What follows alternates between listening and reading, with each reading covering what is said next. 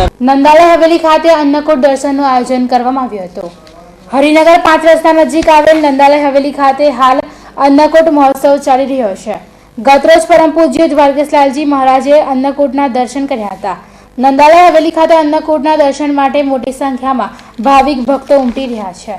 અન્નકૂટ મહોત્સવ સમગ્ર આયોજન સંપન્ન થયું ત્યારબાદ સત્સંગ કીર્તન અને મહાપ્રસાદનું આયોજન કરવામાં આવ્યું છે। અન્નકૂટ મહોત્સવના માધ્યમથી સંપદધ્વમ સંરક્ષણધ્વમની ભાવના સાકાર થાય છે।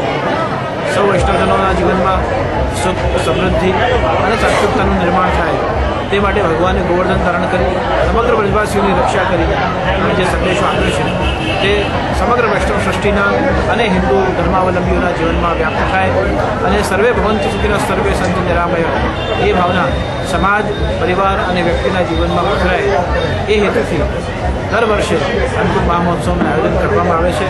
તો તૃતીય અન્નકૂટ મહામહોત્સવ પર્વે નંદાલય પરિવાર વતી સમગ્ર વૈષ્ણવ સૃષ્ટિને ખૂબ અભિનંદન છે।